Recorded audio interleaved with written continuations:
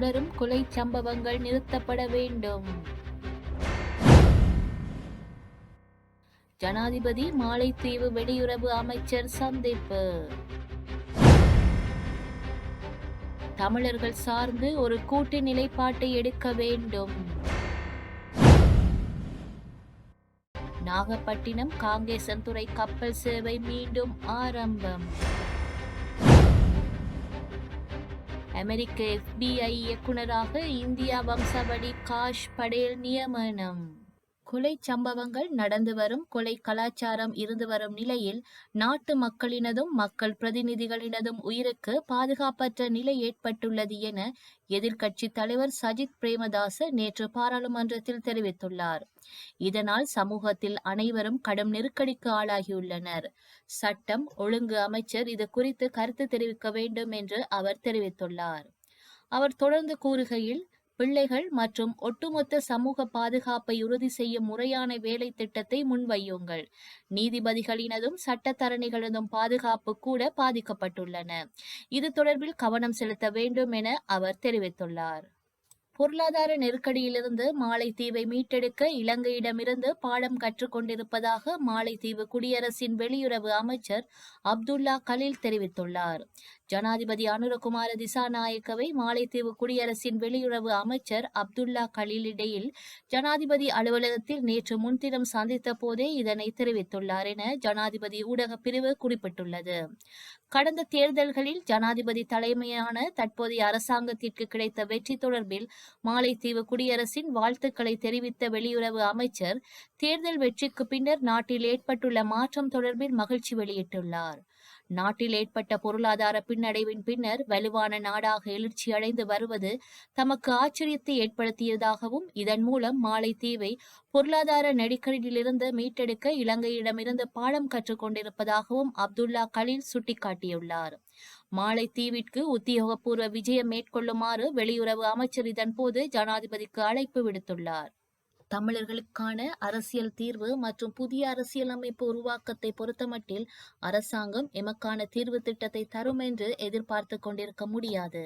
மாறாக நாம் அனைவரும் ஒன்றிணைந்து தமிழர்கள் சார்ந்து ஒரு கூட்டு நிலைப்பாட்டை எடுக்க வேண்டும். இப்போது நாங்கள் தான் பசியுடன் இருக்கின்றோம். பசியுடன் இருப்பவர்கள் தானே என்ன தேவை என்று கேட்க முடியும். உணவை வைத்திருப்பவன் பசியுடன் இருப்பவனை பார்த்து உனக்கு என்ன உணவு வேண்டும் என்று கேட்கப் போவதில்லை. எனவே எம்முடைய பசிக்குரிய உணவு எதுவென்பதை நாம் தான் தீர்மானிக்க வேண்டும் என இலங்கை தமிழரசு கட்சியின் பாராளுமன்ற குழு தலைவர் சிவஞானம் ஸ்ரீதரன் தெரிவித்துள்ளார். WM மெண்டிஸ் நிறுவனத்தின் பணிப்பாளர் அர்ஜுன் அலோசியஸ் உட்பட இருவர் நேற்று சிறையிலிருந்து விடுதலை செய்யப்பட்டுள்ளனர். 3.5 பில்லியன் ரூபாய் வெட் வரியை செலுத்த தவறிய வழக்கில் 6 மாத சிறு தண்டனை விதிக்கப்பட்ட நிலையில் அவர்கள் விடுவிக்கப்பட்டுள்ளதாக தெரிவிக்கப்பட்டுள்ளது. தமிழகத்திலிருந்து காங்கேசன்துறைக்கு வருகை தந்த பயணிகள் கப்பல் மீண்டும் தமிழகத்தின் நாகப்பட்டினம் நோக்கி புறப்பட்டு சென்றதாக தெரிவிக்கப்படுகின்றது. சீரற்ற காலநிலை உள்ளிட்ட காரணங்களால் கடந்த ஆண்டு நவம்பர் மாதம் இறுதியாக இடைநிறுத்தப்பட்ட இந்த கப்பல் சேவை 3 மாதங்களின் பின்னர் நேற்று மீண்டும் ஆரம்பிக்கப்பட்டது. அதன்படி நாகப்பட்டினம் துறைமுகத்திலிருந்து 83 பயணிகளுடன் கப்பல் ஒன்று நேற்று மதியம் 12:15 அளவில் காங்கேசன்துறையை வந்தடைந்ததாக செய்திகள் தெரிவிக்கின்றன. பின்னர் இந்த கப்பல் பிற்பகல் 1:30 அளவில் மீண்டும் காங்கேசன்துறையிலிருந்து நாகப்பட்டினம் நோக்கி 89 பயணிகளுடன் பயணத்தை ஆரம்பித்தது.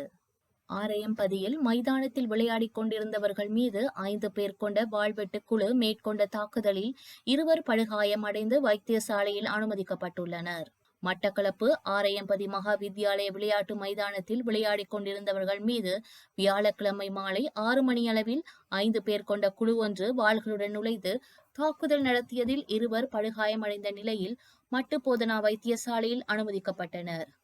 இதில் தாக்குதலை மேற்கொண்டு தப்பியோடியை தலைமறைவாகியுள்ளவர்களை கைது செய்வதற்கான நடவடிக்கையினை முன்னெடுத்து வருவதாக காத்தான்குடி போலீசார் தெரிவித்துள்ளனர். படுகாயமடைந்த நிலையில் 2 மட்டுப்போதனா வைத்தியசாலையில் தீவிர சிகிச்சை பிரிவில் அனுமதிக்கப்பட்டதை அடுத்து அப்பகுதி எங்கும் பெரும் பதற்ற நிலை ஏற்பட்டுள்ளது.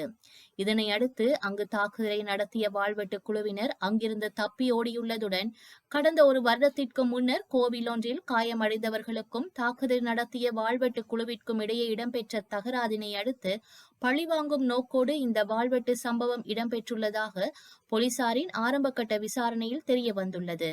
இந்த தாக்குதலை மேற்கொண்டவர்கள் தலைமறைவாகியுள்ளதாகவும் அவர்களை கைது செய்ய நடவடிக்கை முன்னெடுத்து வருவதாகவும் காத்தான்குடி போலீசார் தெரிவித்துள்ளனர்.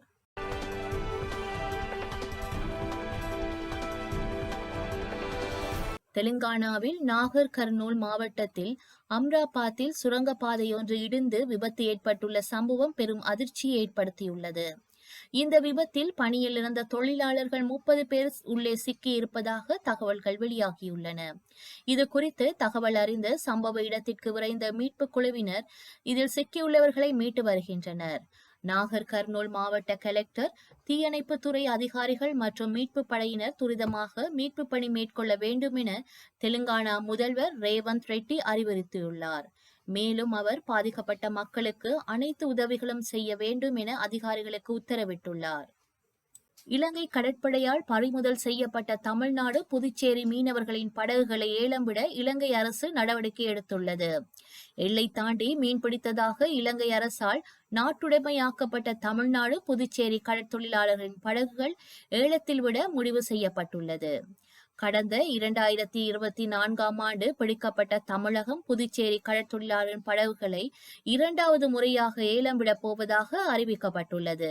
அதன்படி 31 ராமேஸ்வரம் படகுகள், 14 புதுக்கோட்டை படகுகள், 8 கன்னியாகுமரி மாவட்ட படகுகள் உள்ளிட்ட 67 படகுகளை ஏலம் விடப் போவதாக இலங்கை நீரியல் வளத்துறை பட்டியலை வெளியிட்டுள்ளது.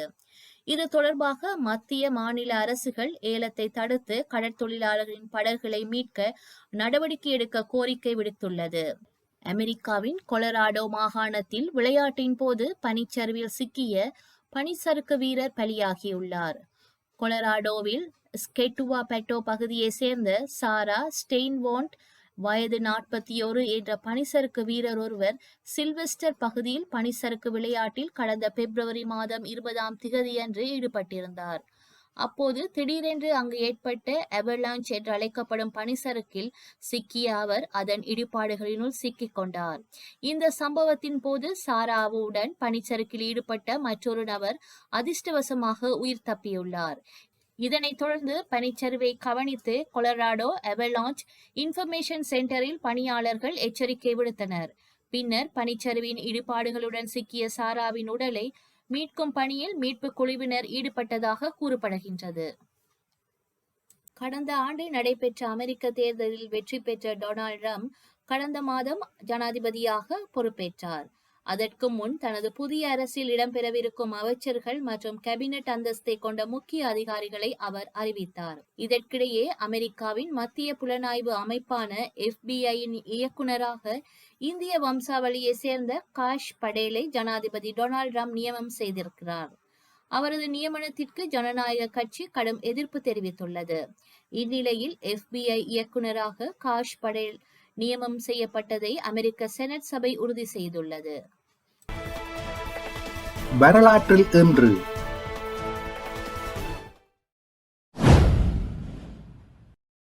1966 சிரியாவில் இடம்பெற்ற ராணுவ புரட்சியில் அரசு கவிழ்க்கப்பட்டது. 1991 தாய்லாந்தில் இராணுவ தலைவர் சுங்தாங் கொம்சம்பங் தலைமையில் இடம்பெற்ற ராணுவ புரட்சியில் பிரதமர் சட்டிசாய் சூன்ஹோவன் பதவியில் இருந்து அகற்றப்பட்டார்.